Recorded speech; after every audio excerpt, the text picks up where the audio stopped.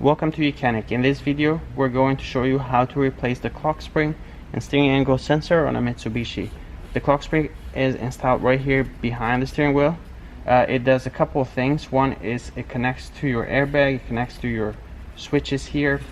That also has an integrated steering angle sensor, so it determines how much the steering wheel is turned, so that the stability control knows the direction the vehicle is going, and then you can, if it detects the vehicle is slipping, you can intervene. So one of the most common problems with the clock spring is you either have a horn doesn't work or switches that don't work, but you also might have the airbag light come on because the clock spring wires inside get damaged, and then there's no more connection to the airbag. So that's one common problem. So we'll show you how to replace that. The first step is to remove the airbag. Before you even touch the airbag, make sure to disconnect the battery and wait 15 minutes before you start working on this system. In this model, all you need to remove the airbag is a flathead screwdriver. You'll take the screwdriver and have it parallel like so, and then come to the side here. You have a hole. You push on the hole, and then you're pushing a spring here. You're going to do the same thing on this side and push a spring there, and you come here, and you'll see that as you push that spring and the airbag releases, it will pop off like so. One thing to keep in mind is that always keep your body as far as you can from the airbag, because there's still that chance that the airbag can deploy while you're working and cause injuries. Another thing to notice that the older models, instead of screwdriver, have actual screws that go straight. They're usually T Torx 30 heads, so you might need that. And then over here you do have a screw that comes straight this way. Don't confuse that, because that is just for the switches here. So if you take that screw off, you're only going to be able to take off the switches. That's not for the airbag. We don't want to take that off. So let me show you a little bit closer where the springs are. So you can see right there you have these springs that you'd be pushing basically like so. I'll show you. So it does require a little bit of force, and then once you do it on both sides, it pops up on each side a little bit. Then you come and have to release this one, the bottom one as well. Now here's we got the airbag wires. You can see the wires here are disconnected, but they go in like so. You cannot pull them straight out without popping off this center clip right here, because that locks the wires so they don't come loose while you're driving. But once you pop that off, then you can pop off these wires. You do have the wire for the horn, and this goes right here. This, you cannot pull it straight without pushing on this little clip right here. So it's got a little locking clip right there, so you got to press on that and then pull it, and then put the airbag to the side in a safe area. And you do need to handle the airbag with care. So once we do that, then the next step is to remove the steering wheel. So in this case, what we'll need to do is we got the center nut right here to a steering column. We need to break that loose, and we recommend having two people, even though you could do this all by yourself, but you do need to counter hold this steering wheel. So we'll put the socket right there with an extension, and then we're going to break that loose, and while we hold the steering wheel and push it in the opposite direction, because we don't want to put pressure on the steering column back there and the locking mechanism for the steering column. So you take that, you put it there. This is a 15mm. You hold there, and then you break this loose. Once you break it loose, it is very easy to come off. So pull this up. Now we gotta move these wires through here, and then put the steering wheel to the side. One thing to keep in mind is the clock spring here. You don't want to spin this around. Don't turn it 360 degrees before you even start with this whole procedure. Make sure your steering wheels are pointing straight ahead. One thing that I need to note is that before you pull the steering wheel off the steering column, you should mark this. Before you remove the steering wheel from the steering column, mark the steering column and the threads with a marker, so you know exactly where the steering wheel goes. Because when you put the steering wheel back in, one of these channels can be off, and then you'd be driving down the highway with the steering wheel off center. So mark that so your steering wheel goes back on the exact same position. And then when you do pull the steering wheel off, you do have to move it a little bit side to side and then pull it. from steering column. So that's going to require a little bit of force to take it off. But we have taken everything off here, so it seems a little bit easier. The next step is to remove these two panels. And this is very easy. You'd have either one or two screws that go right straight up. We have removed the screw right there. Just a Phillips screw. And once you do that, you can come here, you can pull this apart like so. So that's the upper piece comes off. So that's the lower piece, comes straight down. When we're just replacing just the clock spring, one thing to keep in mind is that you don't want to start turning this clock spring around like so.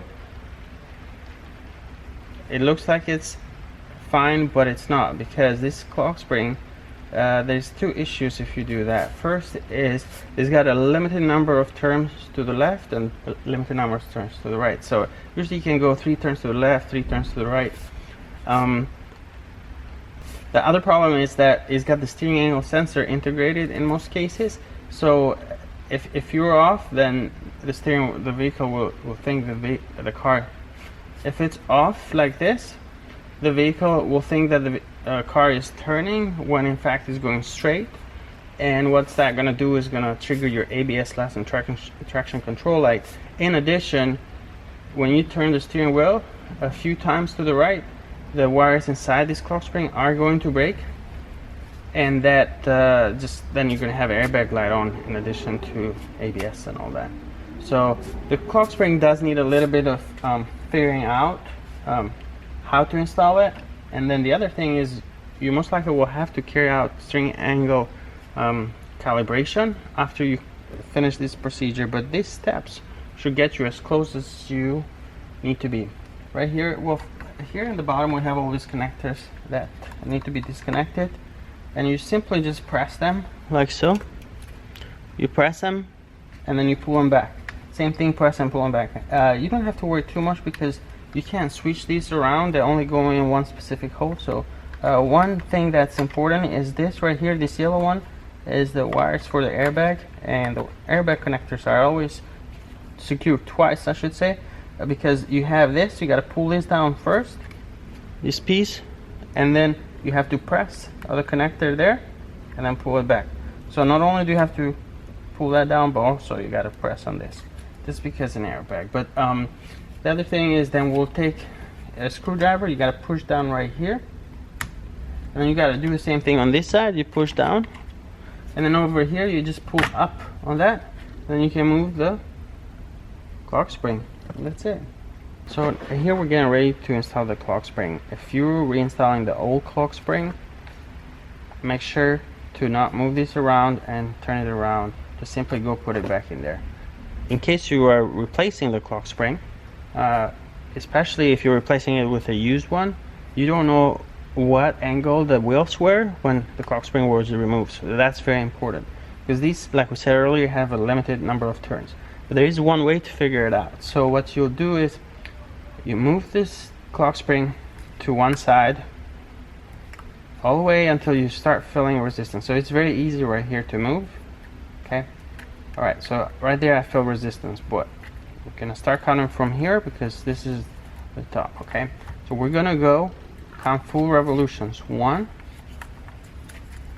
2, 3, 4, 5, 6, 7. All right, and it's starting to feel hard there. So we got at 7. So what you got to do here, we're going to move this to the center. So you're going to have to move this halfway through. So you're going to rotate it 3.5 revolutions to bring it back to the center. 1, 2, 3.5. All right, so this would be your center. In this case, we have the wheels a little bit turned off, so we have to be here at just 3.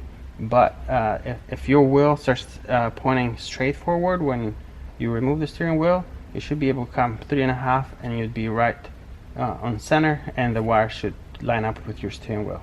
But that's it for this. And then once you line that up properly,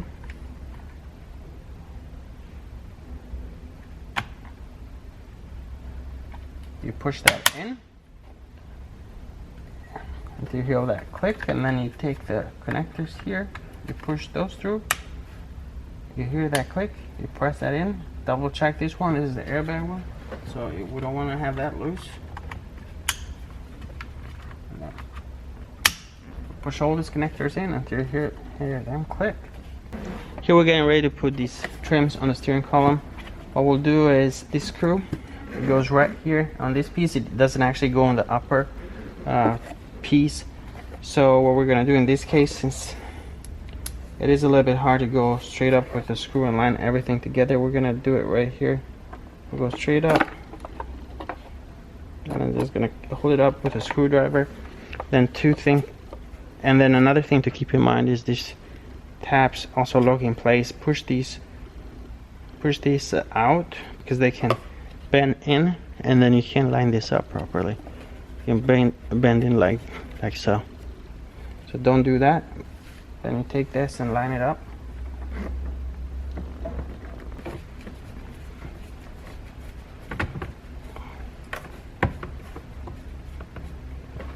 Now if you have two screws, you gotta put the other one. And the other thing to keep in mind, if your screws are actually tightening here to this upper piece, you gotta put them both at the same time. Now this upper piece just lines up, and you can just make sure it locks on the back as well.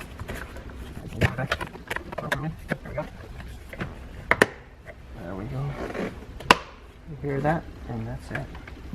Okay.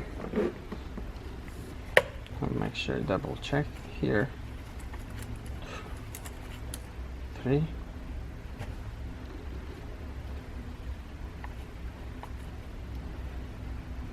1, 2, 3. All right. So the clock spring is in the right position. And take the steering wheel.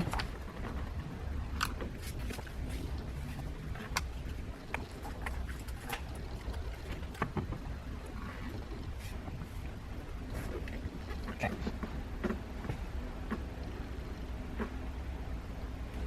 So put the steering wheel back in, and then we're going to tighten this bolt for the steering column right here.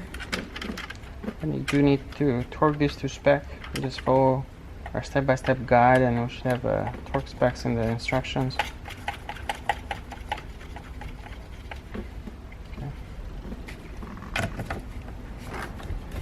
Okay, so you kind of hold it when you tighten this. Okay, that's it. We connect the wires here. Now we're gonna install the airbag. Here's the airbag. Make sure to handle this with care. This wire here is for the horn. I'll put that back in. Take the black one connector. You can see the yellow piece is pushed in, so we gotta push this out, otherwise we won't be able to connect this connector.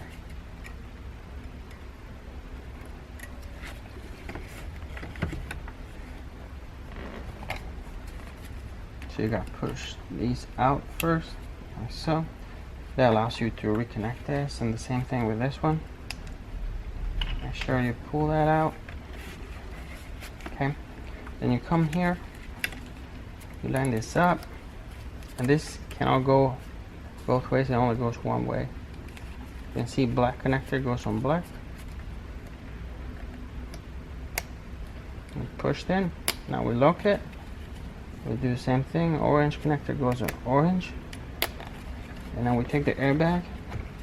We're just simply going to push this in.